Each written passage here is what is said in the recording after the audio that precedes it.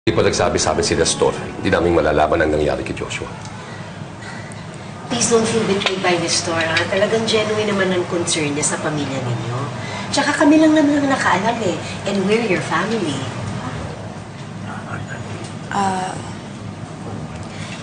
Sorry, Dad, na nalaman niyo pa sa iba.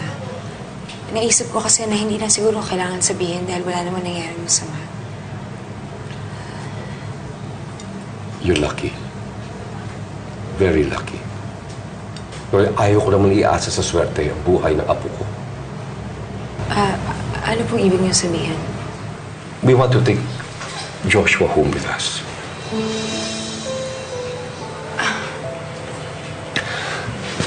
Joanna, kami na muna mag-aalaga sa kanya. Parang tulong na rin sa iyo yan eh. We know you have a lot on your plate. I'm sorry, Dad. I don't want to be disrespectful, pero hindi ko naman kailangan ng tulong. It's fine with me. What? It's fine with me. Makes sense. Seryoso ka ba, Han?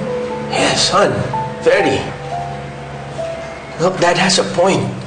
Han, it's bad enough that I'm hurting you. Okay, pero si Joshua, that's a whole different story, Han. Kung tutusin, sinuwerte pa nga tayo. Walang masamang nangyayari kay Joshua ngayon. Pero paano kung malasin tayo? Paano kung biglang may masamang mangyayari sa kanya? Wala nang mangyayari masama sa kanya dahil hindi ko na siya iiwan, okay? Hindi ko na aalisin yung mata ko sa kanya.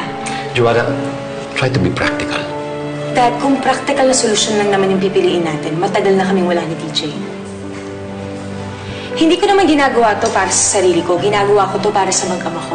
Han, ikaw na mismo nagsabi, ayaw mo makalimutan ka ng anak mo. Paano naman mangyayari yun, ha? Eh, anong gusto mong maalala niya sa akin? Namunti ka na siyang mamatay dahil sa ama niya, ganun. Kasi I can have that laminated. Pa-frame pa natin. TJ, please don't be morbid. Pwede ba huminahon kayong dalawa? Wait, sandali lang. Look, we don't have to decide about this now. Pero sanang pag-isipan mo, Joanna. For Joshua's sake.